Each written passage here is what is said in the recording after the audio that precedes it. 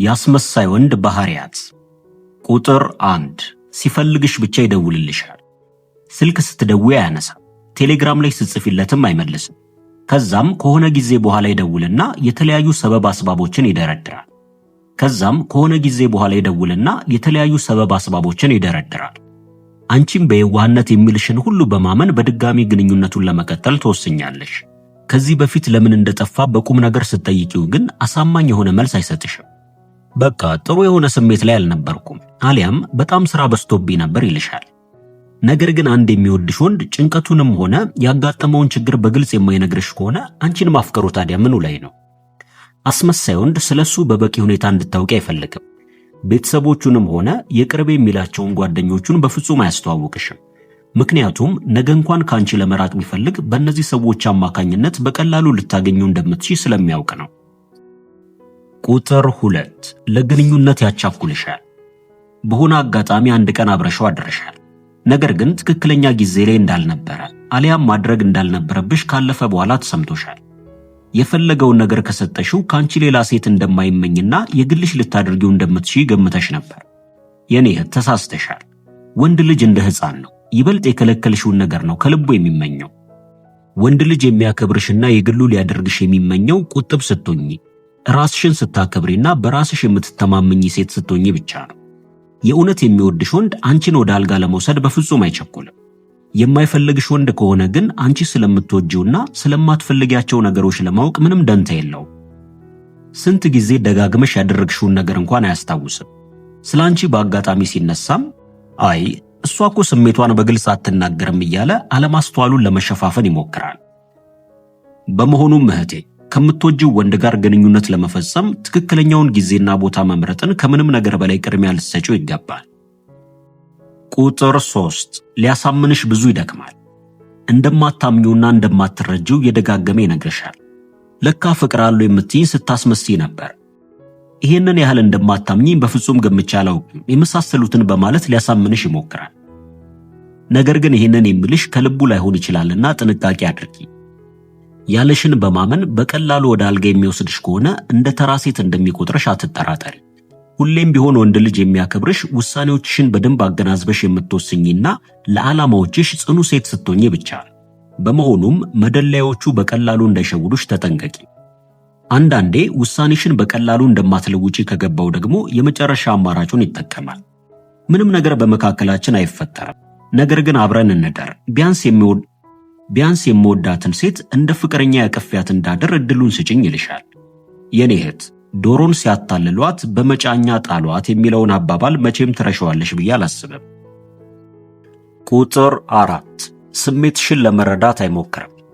በስልክም ሆነ በአካል በምትነጋገሩበት ሰዓት ስለራሱ ፍላጎት ብቻ ነው እንጂ አንቺ የምትናገሪያቸውን ነገሮች ከልብ ሆኖ ለመስማት ጊዜ የለው። ችግር እንደገጠመሽ እንኳን ስትነግሪው ነገሩን ካለፍሽውና የሌሎች ሰዎችን እገዛ ካገኘሽ በኋላ በመምጣት ቢዚ እንደነበረና ቀድመሽ ለሱ መናገር እንደነበረብሽ የማይመስል ነገር ይደሰኩራል።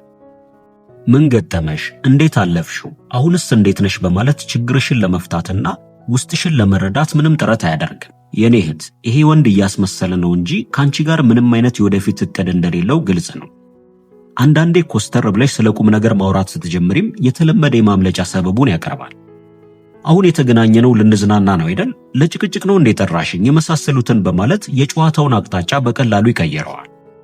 በተቃራኒው ካንቺ ሆነ ነገር የፈለገ ዕለት ደግሞ ይሄ ልጅ ምን ነክቶታል እስክትይ ድረስ በውዳሴ ከንቱ ያጠለቀልቅሻል። በመሆኑም ልብ ብለሽ ልትወስኚ ይገባል። ቁጥር 5 ብዙ ነገር ይደብቅሻል። ራቅ ያለ ቦታ ላይ ይቀጥርሻል። ካንቺ ጋር በግልጽ መታየቱ ምቾት አይሰጠውም። ስትገናኙም ስለሱ የግል ህይወት በዝርዝር ማውራትን አይፈልግም። ስላንቺ ግን ምንም የምትደብቂው ነገር የለም። በዚህ ጊዜም ስላንቺ ከልቡ መስማት እንደሚፈልግና ከልቡ እንደሚያፈቅርሽም ትገምቻለሽ። ስለሱ ስትጠይቂው ግን እኔ እኮ ይሄ ነው ብዬ የማወራው የተለየ ህይወት የለኝም ይልሻል። የእውነት የሚያፈቅርሽ ወንድ የፈለገ ነገር ቢሆን ስለራሱ ምንም ሊደብቅሽ የሚሞክረው ነገር የለም። አስመሳይ ወንድ ከሆነ ግን ወሬውን ሁሉ እንዴት እያቀነባበረ እንደሚተርክልሽ ላንቺ ሁሉ ይገርምሻል። ያ ሳይበቃው በማያገባው ጉዳይ ሁሉ እየገባ ይዘባረቃል። እነዚህ ሰዎች እኮ እየጎዱሽ ነው። ለምን አንቺ ሲበዛ ይዋቶኛለሽ? ከነዚህ ጓደኞችሽ ራቂ የመሳሰሉትን በማለት ከብዙ ጥሩ ሰዎች ጋር ሊያለያየሽ ሁሉ ይሞክራል። አንቺም ይሄንን ሁሉ ስትመለከቺ የእውነት ላንቺ እያሰበ ሊመስልሽ ይችላል።